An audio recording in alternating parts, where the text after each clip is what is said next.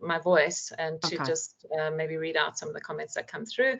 But we'll keep Q&A till the end of the presentation. Otherwise, I get hugely distracted and suddenly we're running over time, which I don't want to do. So I appreciate that. yeah, Right, and you're going Julia. to record this, aren't you, Bridget? Yes, so I think I have, it should indicate I am recording it, just for the Privacy Act requirements, just to make note of that. And then I'd like to introduce Julia. Julia, maybe, I think most people do know you, but there's a fair amount that do not. Maybe you could just give an indication and an outline of where you're from, what you're involved with these days, and then we can take it from there. All right, I'm going to hand over to you. Thanks, Bridget. Thank you and the COSCHEM team for inviting me to come and talk again. I know a lot of you, or some of you, may have attended the previous talk on sustainability. And I'm very excited to talk to you today about the future of the workplace. I am coming to you from the Circular Stage, which is my consultancy focused on conscious communication. We work with companies, leaders, staff, individuals to look at opportunities to develop more sustainable strategies and practices within your lives, your organizations, customized to suit your particular industry, your context, your capabilities, your teams.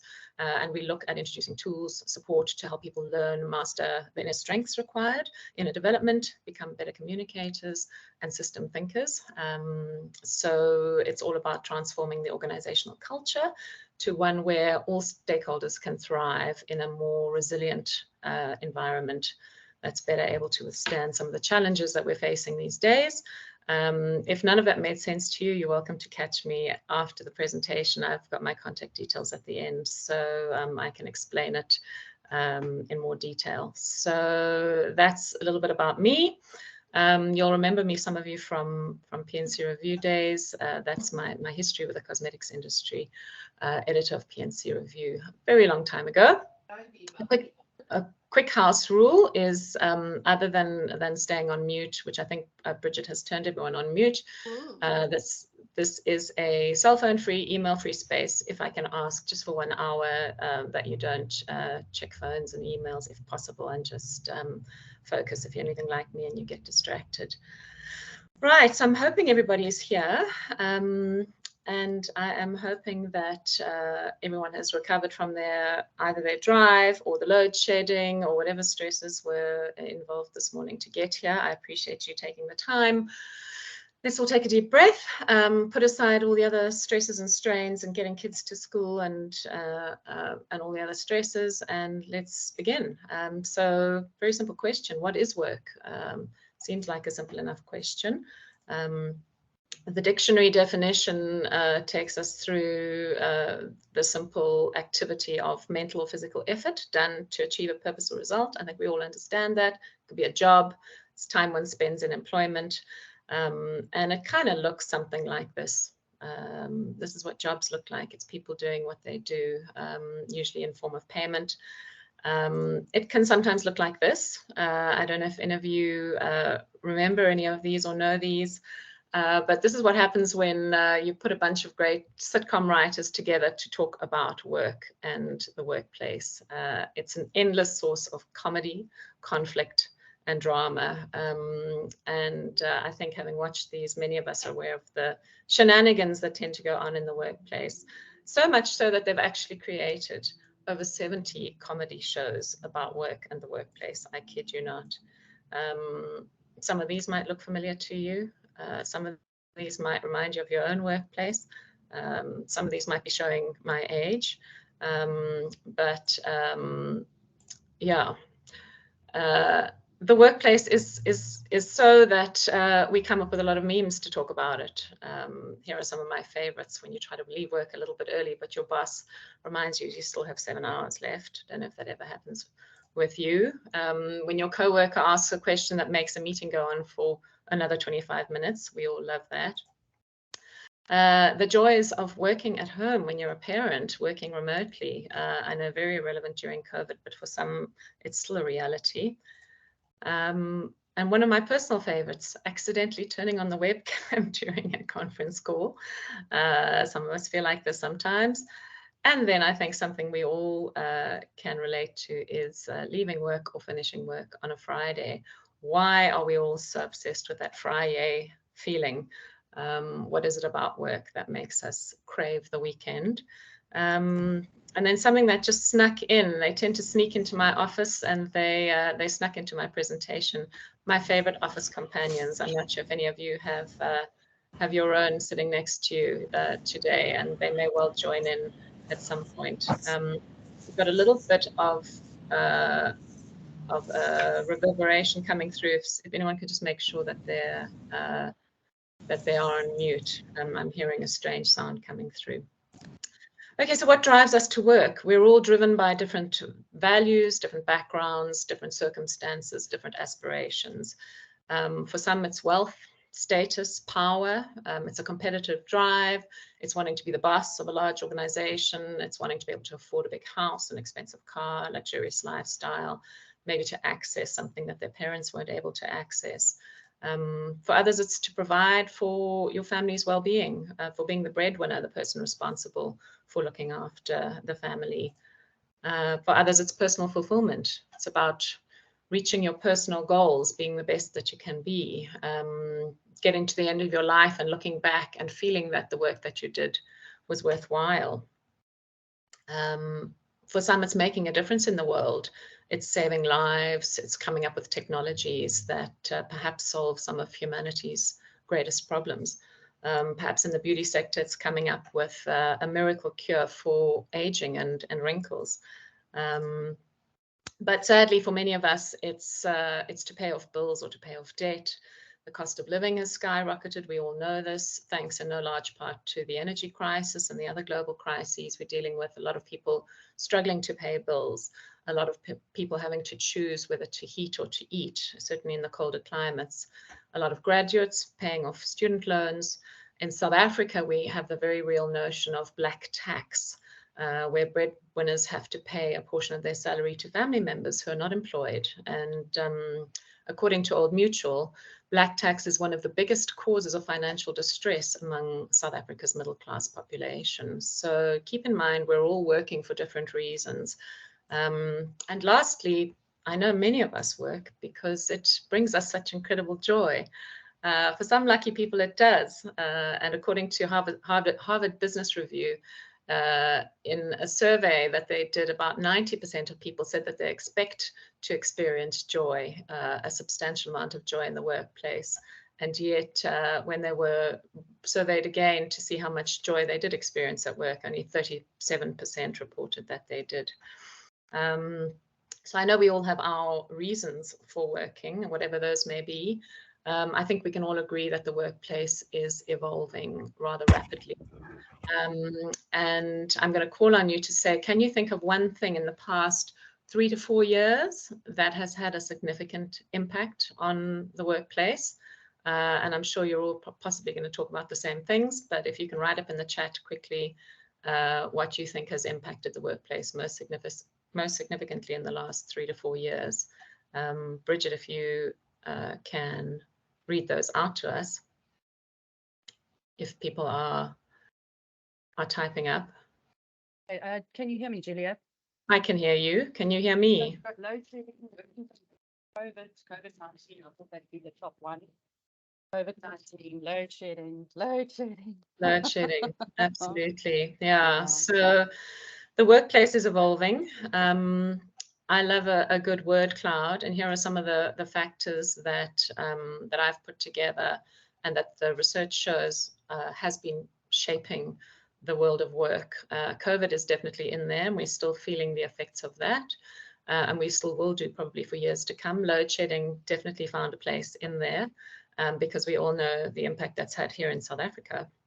Julia, sorry, Julia, another one. Yes. Supply chain interruptions with COVID and continuing through the Ukraine war, back-to-back meetings, and I think that is a huge one, because now you literally are in back-to-back meetings. It's one onto the other with the online technology. Supply and demand of chemicals not available. So there's loads of challenges. Absolutely. Supply chain disruption is a good one, a very good one. So yeah, I think you all are feeling it, especially at the moment.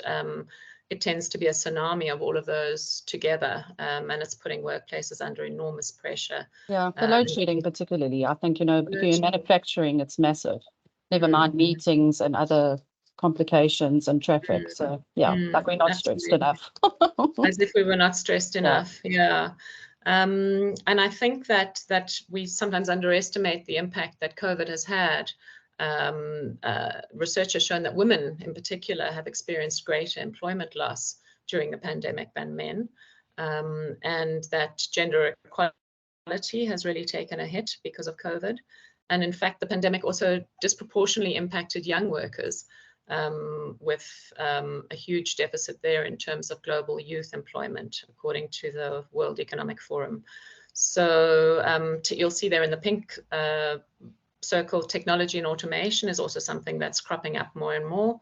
And about 1 billion jobs are liable to be radically transformed by technology and automation in the next decade.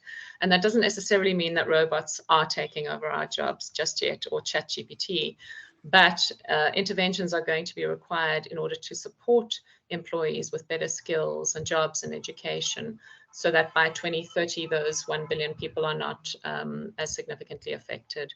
And that obviously has knock-on effects. So a lot of things to keep in mind. You'll see there in the turquoise this 4-day week, and we will get to that later in the presentation. But you'll see there flexibility, digital, youth and SMEs, diversity, burnout, the energy crisis. And I like that some of you mentioned meetings. That's also a biggie.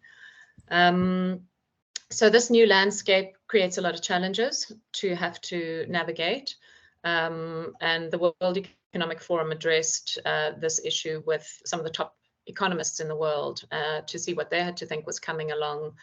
And there's definitely, people talked about the war in Ukraine, those geopolitical issues affecting 100% of business generally. 63% of economists are expecting a global recession in 2023. I think some of us might be feeling it here.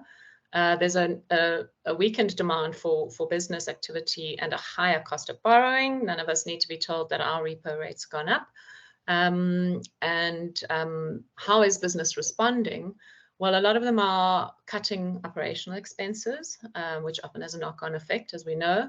Some of them are laying off workers, again, huge effect. And others are optimizing supply chains because of the issues they've been having within the supply chains, and not being able to access things like raw materials or equipment or other things within the supply chain. So that's an interesting one. And then Deloitte spent obviously a lot of money and time on putting their recent global human capital trends report together. And they talk about a lot of these things. They say change continues to enter the workplace at a blistering pace, which is quite hard to keep up with. Fears about economic growth slowing, recessions, rising costs of living, and business leaders having to do more with less. I don't know if that resonates with some of you. Big difficulties in talent acquisition, finding the right people to fill spots, a rise in stakeholder capitalism or ESG, and shifts in the composition of the workforce. And basically what's being called into question is everything. It's how, where, and why we work. So let's have a look at some of the trends that we've picked up, that Deloitte has picked up and that I've picked up in research in terms of how the workplace has been evolving and will continue to evolve into the future. And so therefore we need to be prepared.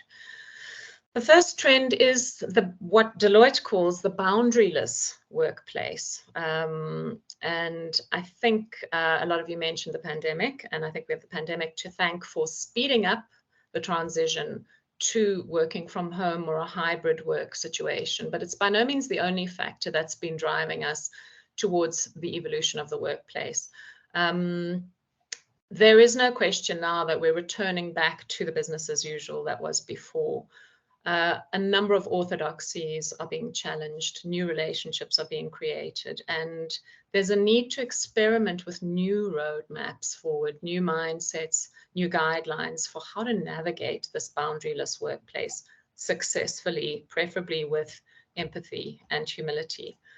So we've broken this down into 6 sub-trends within the boundaryless workplace.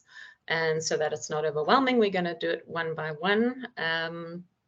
Starting at the top, with the people at the top, the leaders. And as I've alluded to, these challenges are requiring a bit of a new brand of leadership. Leaders are really being challenged to think like a researcher, to experiment, to learn, to adapt, and to improve the way things are done during disruptive times. I know a lot of leaders are yearning for the way things were, the old office life of 2019, the halls abuzz with people and chatter and coffee overflowing.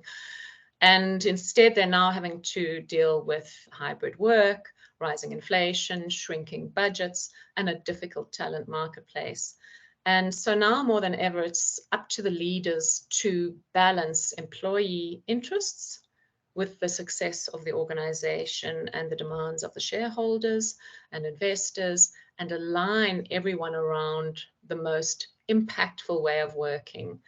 One thing is clear, according to the CEO of Microsoft: thriving employees are what will give organizations a competitive advantage in today's dynamic economic environment. And creating a culture and employee experience to meet the needs of today's digitally connected, widely distributed workforce will require a new approach.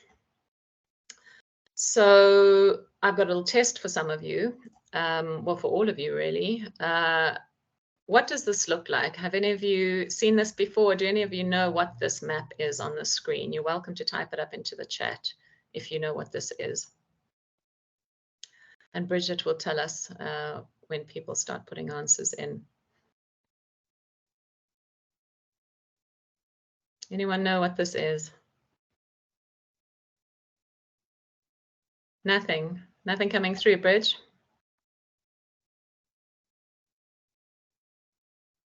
Are you all still there? Hi, Julia. Sorry, I got sidetracked. Sorry. There's a lot of people. Yeah. I began to think I'd dropped off the edge of the world. No, you are here still. So it says there would be the Big Bang, Antarctica, on Antarctica from the top. I don't have a clue. Don't have a clue. Oh, well, that's all the water oceans of the world. Yes, well Antarctica. done. This is all about taking a different perspective. So this is the map of the world according to fish. So we all know our globe and how we normally see the map of the world. But this is, if you were a fish or a whale or a shark, this is the map of the world. It's all about perspective. None of us usually think about the world this way. And this is going to be the challenge for leaders and employees and business owners going forward, is to change your perspective and be prepared to see the world of work in a different light and from a different perspective. So there's a challenge for you going forward. Okay, moving on to the second sort of subcategory. There's the more personalized career path. So this is where we ask, what does the work or the world require? It's sort of turning things on its head a little bit, and then developing skills that match what is required, while also, and here's the sticky bit, doing what you love and are good at. So when it comes to individuals looking at their career paths, a lot more people are saying, yes, I do need to be paid for what I do, but I'd also like to find some coming together of what I'm good at, what I love to do, and what the world is needing right now. And that's the Ikigai model, which we could talk about another time. But people are wanting to plot a more personalized career path, and that does pose a challenge for them and for employers. 73% of employees are saying that they need a better reason to go into the office than simply company expectations. This is according to Microsoft's Work Trend Index. And as a result, a professor of management and psychology, Adam Grant, says that CEOs are scrambling for the best solutions on how to attract and keep the best talent. He says that it's one thing to do exit interviews, but he's saying that companies need to consider perhaps also doing entry interviews and asking right at the outset, why are you here? Why are you working here? What are you hoping to learn? Tell me about the best and worst experiences you've had, best and worst bosses. With people, it's it's the job that's going to make them want to stay. Ask them what the highlights and lowlights of their careers are, and have they considered quitting before, and what can be done to prevent that from happening in the future. So that is quite a challenge, but it's a different perspective again that's needed to be taken. Moving on, and quite linked to the previous point, we're moving, or there will be a move away from your traditional job role, a job description, and moving more to a skills-first approach to recruitment. And this will give the world of work access to a greater real-world talent pool. And it's perhaps a more unconventional talent pool than a lot of employers or recruiters are used to accessing, but includes freelancers, contractors, and employees, obviously. And with that comes a need for greater interconnectedness in order to keep those people within your world of work. And that's made possible using technology and things like the metaverse. But evaluating employees and new hires based on their skill sets instead of their work history can enable access to high growth, high wage jobs of tomorrow. While it also actually helps to level the playing field for workers and to broaden the talent pipeline for employers.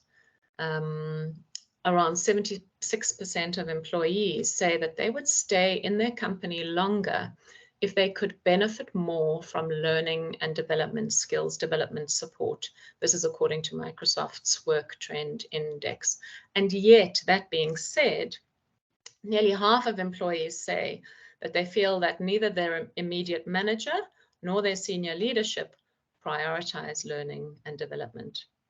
Added to that, roughly 8 in 10 employees say they need additional skills in order to do their day-to-day work today, which is facing new business challenges and taking on new responsibilities, often from other employees who have quit.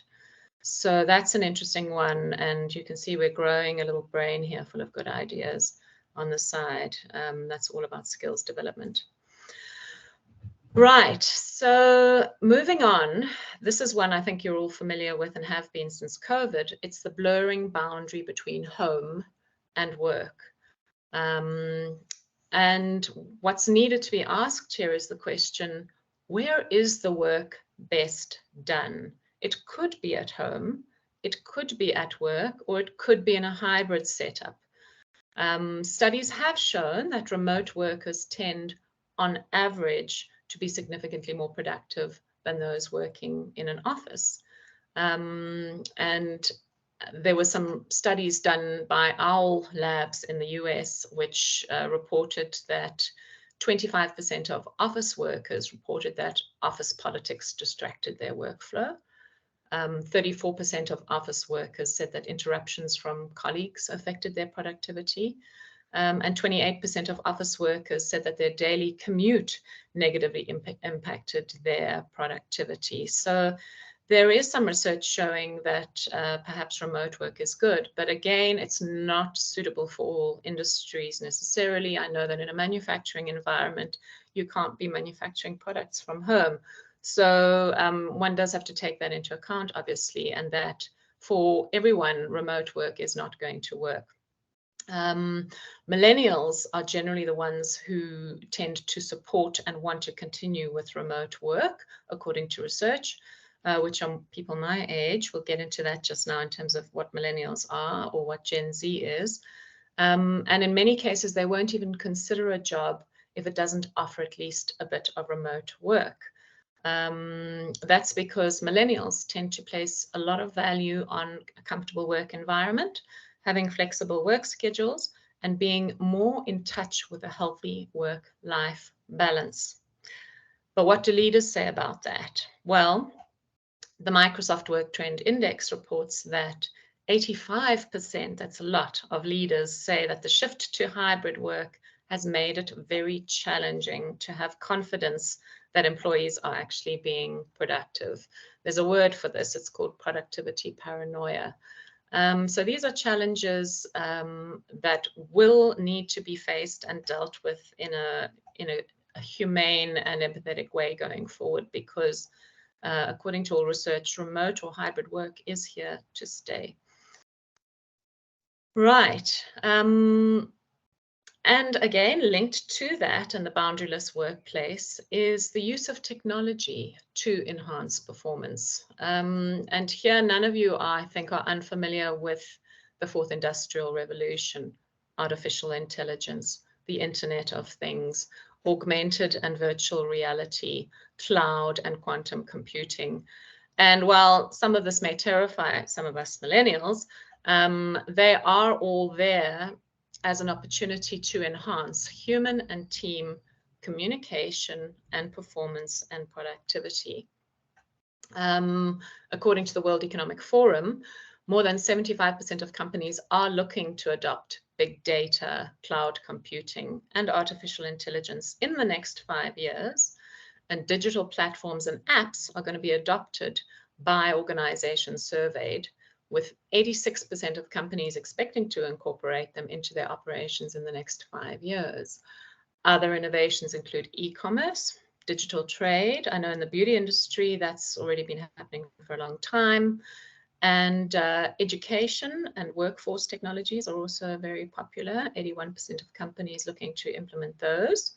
A little bit slower and lower on the list are the adoption of robots, and power storage technologies. I think here in South Africa, however, power storage technologies are way up on the list because of all the inverters and generators and batteries and inverters that are being used to help us get through load shedding. So that's the role of technology, and I don't think any of us can deny that that is making or will make a significant impact on our workforce and our workplace. But just a little reminder here, this was quite a clever ad that I came across. Even with the automation and the robots and the artificial intelligence doing a lot of things, many skills are irreplaceable, as this advert suggests. Hey, ChatGPT, finish this building. So just make sure, I guess, that going forward, you're aware of the trends and that you make sure that the skills you have are irreplaceable. So moving on to the sixth factor in the boundaryless workplace. We do have machines, we do have robots, but work in the workplace is not mechanistic.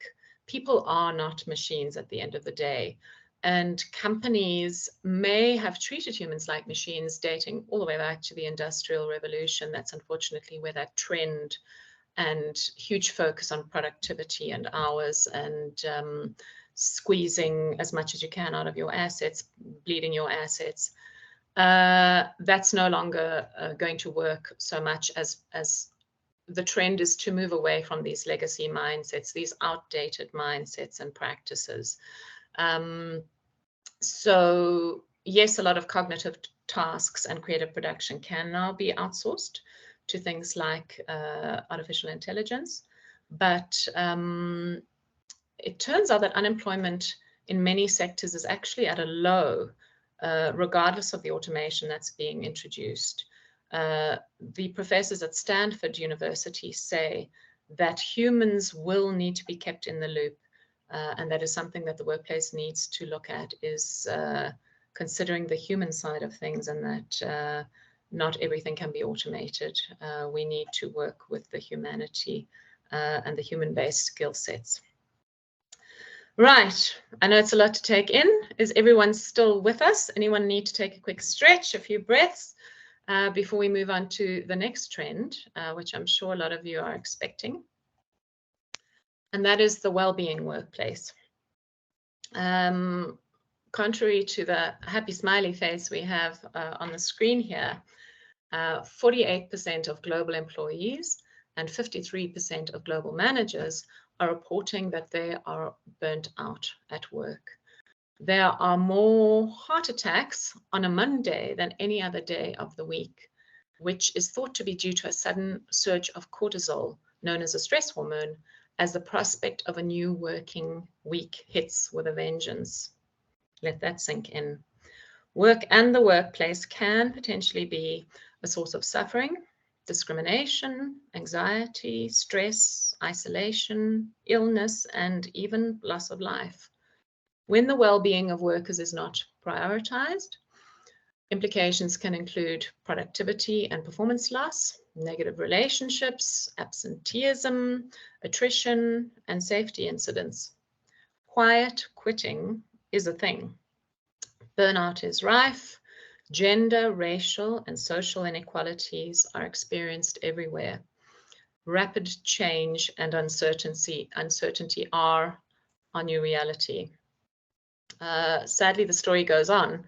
350 million people globally are depressed. 27% of South Africans are depressed, says Weber Wenzel, and this costs the country around 19 billion rand a year. Basically, poor well-being on average costs a company its payroll a total of over 16% a year. And employees say that the causes of their stress and fatigue include poor work conditions, excessive workloads, poor leadership, and then, of course, the after effects of the COVID pandemic, which have left an indelible mark on the world. No wonder we're hearing calls for the workplace to focus more on well-being. So another one of my favorite word clouds, this is why is work often not well? Some of these I've mentioned now, quiet quitting. What is quiet quitting? Quiet quitting is the art of not taking work too seriously. It's a term that was brought into use by Gen Z workers who made the term go viral on TikTok. And it means doing only what's required and then getting on with your life, having more of a work-life balance. According to a 24-year-old software engineer in New York who was interviewed, he says, you're still performing your duties, but you're no longer subscribing to the hustle culture mentality that work has to be your life. It's a way of dealing with burnout, quiet quitting. And burnout is a big risk in the workplace, especially amongst younger Gen Z professionals around about in their 20s, says research. And Microsoft did that research and found out that amongst 30,000 workers, 54% of Gen Z workers are considering quitting their jobs, which obviously leads to things like the great attrition. And I don't know if it's been experienced as much here in South Africa, but there have been a lot of people leaving their jobs and going off to either start their own companies or think about life for a while and pivot to something different. So we'll cover a few of these topics in the talk. In the next slide, in case any of you are wondering what I mean when I say millennials or Gen Z, here's a useful breakdown of who's who in the zoo. You can find where you are. I think probably in today's audience, we're dealing with a mixture of Gen X, millennials, and Gen Zs. And I doubt we have any Gen Alphas here. But some interesting research that comes here from Statista in terms of how employees feel about work, whether they need to go above and beyond, or whether they should just do the work that they're paid for, no more, no less. So that's an interesting one. And some companies are taking the concept of the wellbeing workplace very seriously. I don't know if many of you have come across the Rare Beauty brand launched by Selena Gomez, but in this company, every employee is trained in mental health first aid. It's a series of courses run by the National Council for Mental Wellbeing. And they also have mental health days, paid time off to go and do things that support mental health. They've got a weekly wellness program with different experts talking about and leading people in activities like yoga, breath work. And they also have a mental health reimbursement program where people have their costs covered for anything from therapy to workout classes. I know that probably makes some of you here cringe at the thought of the expense and the time off work. But management at Rare Beauty say it's a crucial factor in building their internal mental health. And it all comes down to listening to what employees are wanting and needing through simple questionnaires, surveys, and meetings with their staff. So there's an example of a company that's taken mental health and well-being very seriously. So I've also, for ease of use, divided the well-being workplace into 6 main sub-trends, and we're going to look at some of them now. And starting at the top again with leaders, as we've kind of intimated already so far, we're looking for a new approach to leadership, purpose, and culture. Leaders are being called on to prioritize human outcomes, not just business outcomes, and share price and share value, and to focus on building a more purposeful culture centered around values like empathy, trust, being prepared to be vulnerable, being open and honest in communication, and being more inclusive, which we'll get onto just now. The labor market has changed fundamentally, and leaders need to work out how they can best adjust, which comes down to offering a culture and a sense of purpose, says the CEO of Wipro, Thierry Delaporte. What employees are looking for when they join a company is a company that has a culture, and they want to feel part of that culture. They want to embrace the culture, and a sense of purpose is incredibly important. Why am I doing this? M&T Bank in the US has created a program that gives employees 40 hours of paid volunteer time to spend on an effort that's aligned with their passions. This allows workers to align their individual choices, actions, and values with the organization's overall purpose, which is to make a difference in people's lives. So keep that in mind, leaders. And then moving on to the next subcategory, applying systems and complexity thinking. This might be a new one for a lot of you, or some of you may have been reading up recently on this, but companies are being viewed far less as machines or as linear processes, as more as complex, dynamic ecosystems involving role players, relationships, feedback loops, and leverage points. And with this type of systems thinking view, you understand that change in one area of the business can impact other unrelated areas. So it's important to avoid working in silos. And now I'm a big systems thinker, and I'm putting on my systems thinking hat. And one of the great models that's used is the iceberg model, which we have to thank Dr. Danella Meadows for introducing. This is her structure here. And when you take a look at organizations, which are systems, you can see that what's happening is simply the top of the iceberg. The events that you see at work are simply the top of the iceberg. The most important stuff is actually what's happening beneath the surface that you don't see happening. Those are the patterns of behaviors. They're the system structures, like the policies and the patterns and the way things are done in the company. And then right at the bottom, deep, deep down, where nobody likes to go, but where the greatest leverage is, are the mental models. It's the values, the assumptions, it's the beliefs and the backgrounds that are shaping the system. And this is actually where one focuses when looking to change the workplace and change culture and behaviors and mindsets. That's something that I work with companies on, but we certainly don't have time to do any of that today. Right, moving on. And again, these are all interrelated.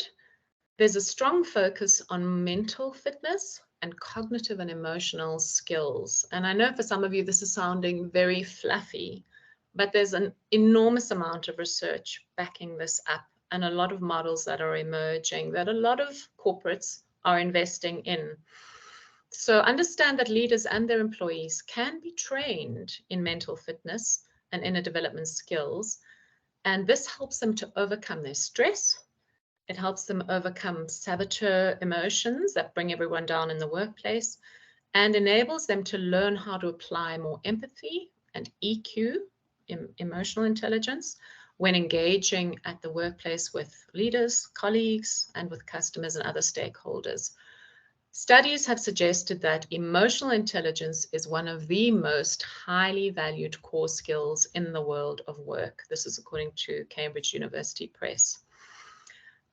We've seen in recent times frameworks emerging like the Inner Development Goals, which were introduced to assist the world in meeting the Sustainable Development Goals, because we've really not made much progress at all with those. And I know a lot of you as companies may have adopted SDGs, but are needing IDGs, Inner Development Goals, to help you actually start making an impact in those areas.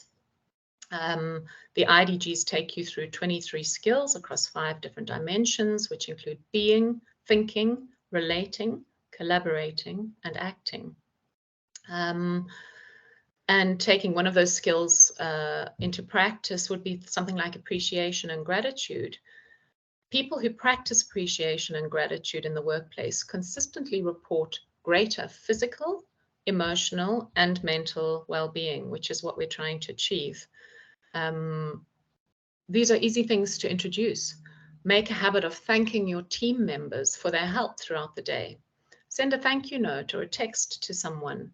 Be specific about how they've made an impact on your company or on a particular project, and encourage your team members to do the same. Celebrate wins together, but recognize that mistakes and challenges are all learning and growth opportunities. And here in this little box of little people, we are looking at some of our mental saboteurs. You can take an online quiz and identify what are your most active mental saboteurs. Is it the judge? Is it the controller? That's one of mine. Is it the stickler? Another one of mine, being a perfectionist. Is it the avoider, the hyperachiever, or perhaps the people pleaser? Some of these might sound familiar to you. It's part of the positive intelligence framework, and if any of you are interested, I can give you the link to take the online free assessment at the end of this presentation. So these kind of things may sound fluffy, but they're actually crucially important and will be going forward in the workplace. Right, this is a tricky one. Create more equitable, inclusive, and safe spaces at work. The Society for Human Resource Management did a survey and found out that 68% of workers across the globe do not feel safe at work, and that about a quarter of workplace violence incidents go unreported. That's quite serious. There are ways you can address this in your own workplace. If it's just a couple of you, it's fine, but in larger organizations, it's important to optimize team diversity in every way possible, to revise your policies and procedures to be more inclusive, to train staff in compassionate listening skills, to improve the way you run your meetings and the way you make decisions in those meetings and who's included. Ensure that all employees have a voice and feel safe. So I know that sometimes DEI, diversity, equity, and inclusion, is a new term for some of you. Deloitte has helped us with some definitions of this, but there's a real distinction when it comes to equality or equitable outcomes. Equitable outcomes are when all people have fair access, opportunity, resources, and power to thrive, while taking into consideration and eliminating their historical and systemic barriers and privileges. Equality, by comparison, is when all people are treated identically, without consideration to historical and systemic barriers and privileges. So it's not really enough just to be equal and give everybody the same. Equitable means looking at their historic disadvantages and some people's historic privileges. Diversity is the representation in a group of various facets of identity. This includes, but is not limited to, race, ethnicity, nationality, gender identity, LGBTQIA+ identity, socioeconomic status, ability, religion, geography, education, and age.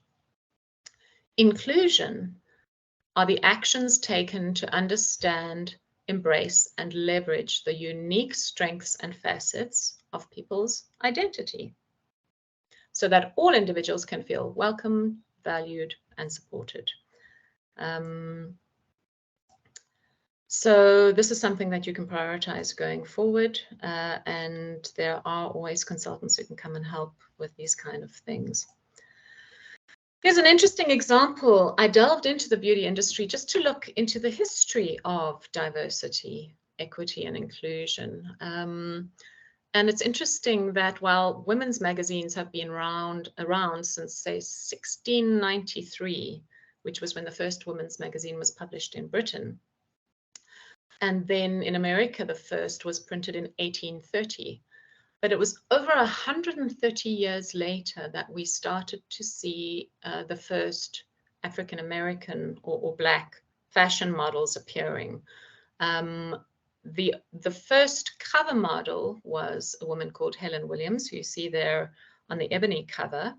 And she reports that those early years were really, really tough. There was an apartheid system in the beauty industry, which excluded all non-white models from mainstream fashion. And even within the African-American modeling scene, the girls were required to be light-skinned. I was too dark to be accepted, said Williams. And then it was only in 1965 that the first Black supermodel, Danielle Luna, graced the cover of the first mainstream, so read white, American women's magazine, Harper Bazaar. And she also appeared on the cover of Vogue the year later. It was then in July 2014 that we saw the first cover model of a transgender model and activist, Laverne Cox, which was a turning point for the fight for trans rights in America. Cox was the first trans person to be on the influential magazine's cover. And then if we look at makeup, in 2017, Rihanna launched a makeup brand called Fenty Beauty. I'm not sure if you've heard of it. And it made a huge splash in the media because she introduced over 40 foundation tones and makeup colors, obviously servicing people of color. And it was so successful, it generated over $72 million in media value. But what the media completely ignored is that this was certainly not the first makeup brand that was targeting people of color. So just for your interest, what never really appeared in the media was the work of a Black man called Anthony Overton back in 1898. And he started a company called the Overton Hygienic Manufacturing Company, recognizing that women of color lacked cosmetics that matched their skin tones. And because large department stores in those days, the early 1900s, wouldn't stock cosmetics for people of color, he relied on direct marketing, a small network of mail order and salespeople that ensured that people received their products directly or through the mail. He had a high brown face powder that created a complete sensation, with sales booming all over the US and countries like Egypt and Liberia. And he was credited with transforming the cosmetics industry for Black women in every way. He had very strict safety standards and established a chemical laboratory in those early days to test materials for safety. He made beautiful multicolored containers, much nicer looking than a lot of the other products of the day. And in fact, Overton Hygienic stayed in business until 1983. So there's just a little bit of history in diversity, equity, inclusion in the beauty industry. Something to keep in mind when you're producing products and formulating for different skins, especially in South Africa.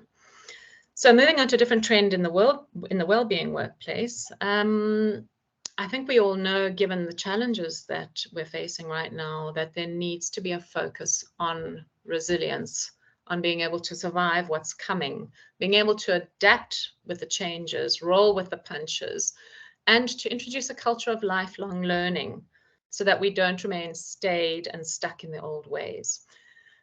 This means being ready for an uncertain future, adopting growth mindsets, constantly reading and learning and encouraging your people to do so. There's no excuse. There's access to everything online these days. And being agile with flexible and responsive business tactics. Support your staff because change is difficult. Support them with career planning, with life planning, with financial planning. As times get tough, we need to make sure that employees are able to cope with what's happening and to plan for their future and those of their families. Analytical thinking and creative thinking will remain the most important skills for workers, according to studies. Analytical thinking is considered a core skill, on average constituting 9% of the core skills used in companies. Creative thinking, another really important skill, as is flexibility and agility, motivation and self-awareness, and curiosity and lifelong learning, as I've mentioned. So those are things that you need to keep in mind. Apologies, I jumped ahead. Let's just make sure I haven't missed anything. Okay, moving on to the last of these well-being workplace trends, new strategies on productivity and work-life balance. This, as we've mentioned, comes down to doing things like managing staff workloads, which is tough, I know, especially when you're losing workers in the workplace and there are fewer people to cover existing or even bigger workloads. It's managing company resources accordingly and making sure you're budgeting for human and other resources, planning and scheduling to prevent stress, fatigue, and burnout, and possibly considering reduced or flexible work models to accommodate your staff profile. Enforcing time off when people are meant to take time off, like holidays and leave, and doing things a little bit out of the ordinary, like encouraging standing, walking, or outdoor meetings.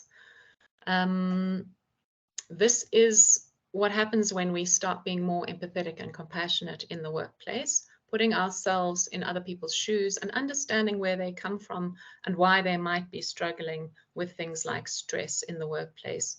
Yes, it might be the workload that they've been given, but it also might be what they've had to go through in recent times. Keep in mind that Gen Z workers joined the world of work during the pandemic. It might be all that they know, remote working, according to a Wall Street Journal article on quiet quitting. This generation, the Gen Z workers, the young ones that a lot of leaders have problems with, they came of age amid rising activism in the world fueled by the pandemic, the murder of George Floyd, racial inequalities, the climate crisis, the US epidemic of gun violence, and the Russian-Ukraine war. So there may well be a disconnect between what the younger workforce needs and expects to be engaged on in the workplace and in their careers, and what their older employers expect of them. If it's not addressed, it will impact productivity and there will be attrition. And keep in mind that if you are trying to attract people back to the workplace, a survey by Microsoft showed that 73% of global employees would go to the office more often if they knew that their direct team members would be there and that 74% of their work friends would, or 74% of them said they would go back if their work friends were there. So perhaps if you're encouraging people to come back, encourage them to come back in groups so that they're with the people that they enjoy spending time with. Right, there are other areas in terms of work-life balance, reiterating the importance of good sleep, good exercise, nutrition, hydration, renewal habits, family and social time. Leaders are the ones who need to lead by example and show that this is important. Skipping lunch leads to lowered productivity, so you could all have lunch together potentially. Block time off in the company calendar for social events. Make sure there's plenty of fresh water available in water coolers. Encourage healthy snacks. Introduce rules where perhaps business phone calls and emails don't take place after work hours are over and in the evenings on weekends. So while we're talking about this work-life balance, something that I know Bridget was definitely interested in, and some of you might be too, is the concept of work time reduction. So let's have a quick look at that. researchers have long been interested in how working hours affect well-being and performance at work. And here we've got a quote by a professor of management practice, and she's a future of work expert, Linda Grattan. And she talks about social trends more than technology driving this need for something like a 4-day work week. She says, when you've got parents with 2 incomes, working 10 days out of 14 days is very, very hard with very little time off. So she says, in terms of having to still do administration, bring up kids, looking after older parents, one can introduce flexibility in 2 ways. One is place, which we know is hybrid working or working from home, and the other is time. We've certainly explored the first bit, place, but now we're also exploring whether we could be more flexible about time. And around the world, work time reduction in the 4-day week specifically is considered to have triple benefits: social, economic, and climate-related benefits. We all know long working hours are bad for human health. There's a lot of evidence to that effect. There's higher rates of heart disease and stroke for a start.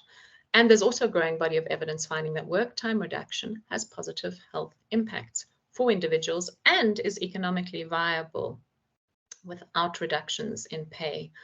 There's also a growing body of literature showing that shorter hours of work are linked to lower carbon emissions, and also that you're reducing commuting and not spending as much energy or fuel.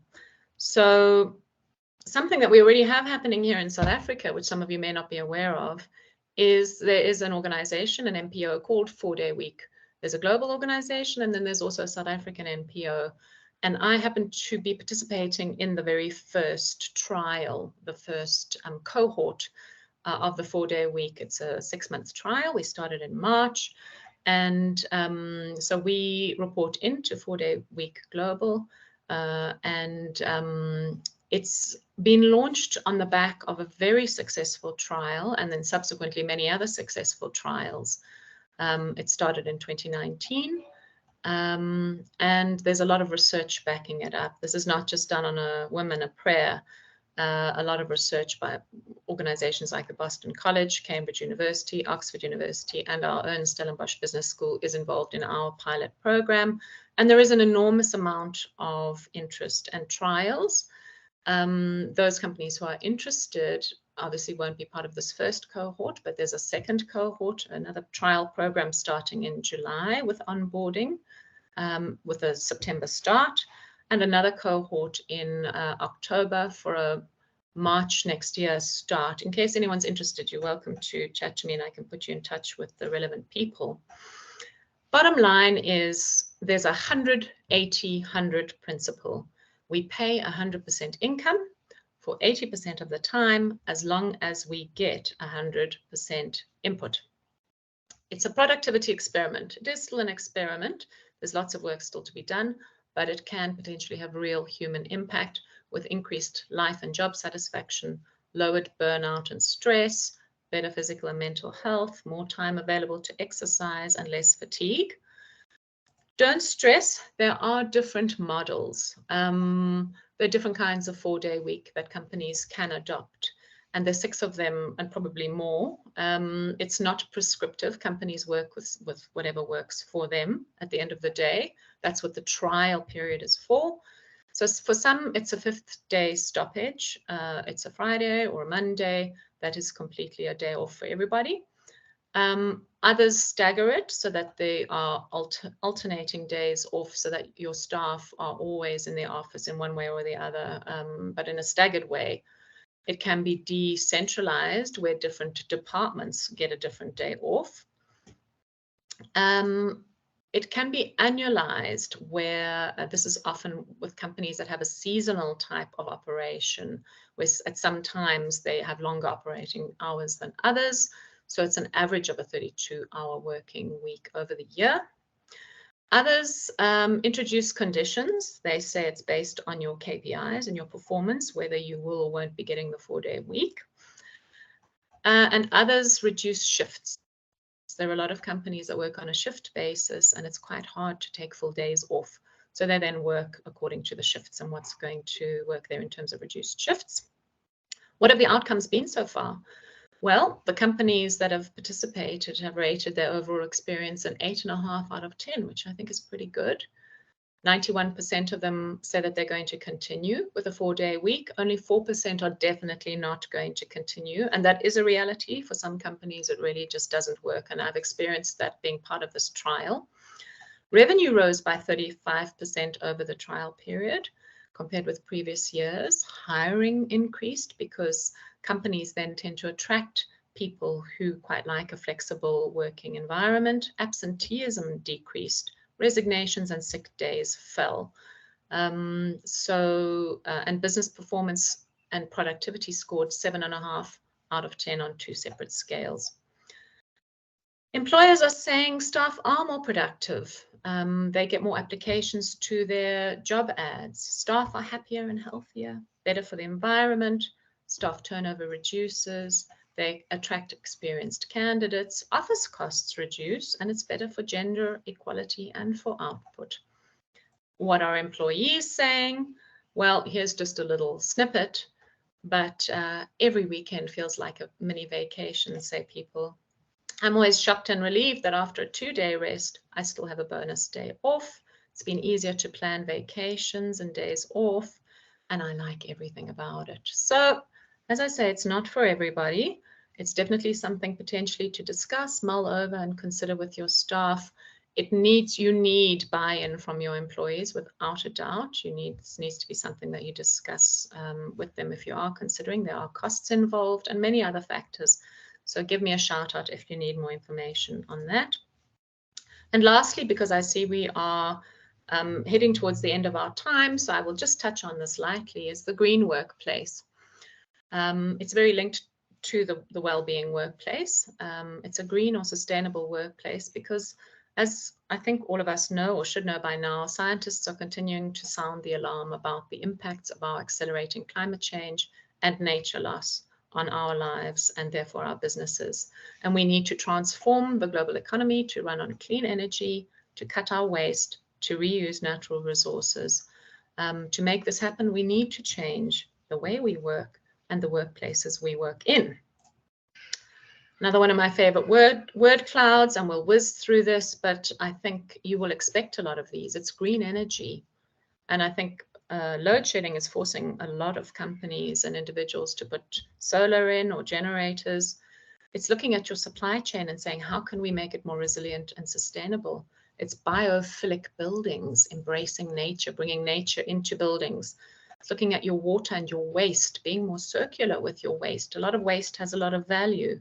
Natural lighting, chargers for electric vehicles, food gardens, natural furnishings, low carbon, bike racks, a non-toxic world. So you think that it's not going to happen? Well, JP Morgan Chase in the US has created a workplace lab. They've devoted an entire office floor where they're testing technologies and concepts to see if it's actually going to integrate these concepts into its new global head office in New York. They're testing things like biophilic walls to deal with air pollution in the office and the consequences that that has on people's performance and health. Bad air quality can lead to headaches, fatigue, nausea, dizziness, eye, nose, and throat irritation. So enriching office spaces with plants can really help mitigate these detrimental impacts. It helps filter the air, remove toxins, and natural greenery and environments in the office can reduce symptoms of stress, depression, and anxiety. So that's one thing. Aromatherapy, apparently unpleasant odors in the office can really dampen one's mood and affect productivity. So their theory is to test a light mist of refreshing scent that can add a subconscious lift. How's that? Circadian lighting. The body's circadian rhythm can be thrown off by unnatural indoor lighting. So some of the lighting grows brighter and cooler throughout the day, warmer lights in the evenings, brighter lights to invigorate during the day. And accessing windows is really important for well-being of employees as well, rather than relying on artificial lighting the whole time. Re-energizing furniture, finding little quiet nooks where you can sit down on a comfy couch or poof and maybe just zone out for a little bit. Unplug and relax. Agile construction. A lot of teams need to reshape and have a more modular approach to the workplace. And so to have walls that can be moved is something that JP Morgan is looking at. And even hologram conferencing. That sounds pretty way out there and something out of Star Trek. But they're finding that to create a sense of connectivity in a digital world, hologram technology generates a 3D image of your video participants. So forget just seeing each other on the screen. They're looking at how one could create a sense of presence even in the traditional video conferencing world. And I think this might have to be my last slide, but easy green workplace initiatives. If you're wanting to green your workplace and make it greener and more of a well-being workplace, create a green team to run with these kind of initiatives. Make sure you've got recycling bins and that they get used. You can even put your biological waste and create a composting bin. Purchase your supplies as far as possible in recyclable or refillable packaging. Dispose of your old computers and other electronic goods responsibly. Provide proper cutlery and crockery so people aren't using and throwing away single-use items every day. Only boil as much hot water as needed. Keep extra water in a flask or an urn. Switch off when not in use. Go for a greener canteen or coffee shop with plant-based options for food and beverages. It's better for the environment, it's better for human health, it's better for the budget and for well-being. If possible, and you've got the space, plant a veggie garden or a herb garden so that the office people can enjoy and work in. Use your office compost and introduce fun green challenges for employees and do volunteering together. These are all things that I can help companies with if necessary. And consider that the world needs green jobs. We don't have enough people working in the green economy. Think what green jobs can we be developing within the cosmetics industry? It's not just all about electric vehicles and green engineering.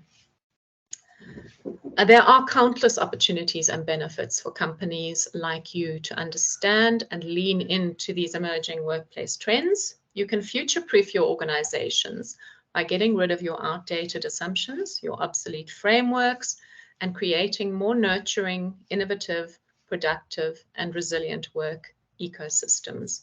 It may mean an end to 5-day weeks.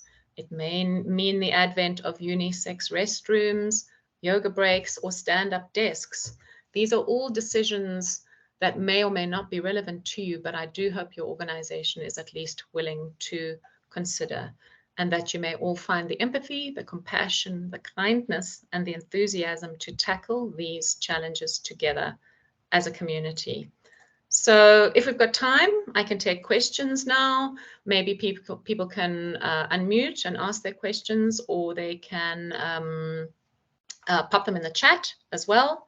I'll just quickly give you my contact details in case you need to reach me, and then I will turn off my screen so that I can see people's faces in case they want to ask questions. You can also get my contact details from Bridget if necessary. So I'm going to close this up. And yeah, do we have any questions? I know we are running out of time, so I see there's something now. I can see the chat. Thank you, Julia. It's always a pleasure to listen to you. I think there's so much. I mean, I thought it was like a little topic that we were just, you know, I feel very much like the iceberg.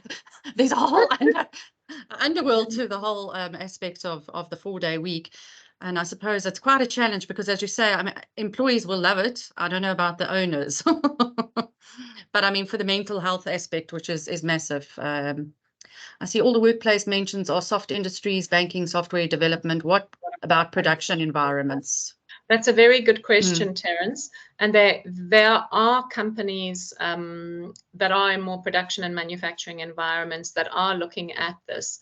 So you do have to adapt to suit your work environments. You may have to shorten shifts.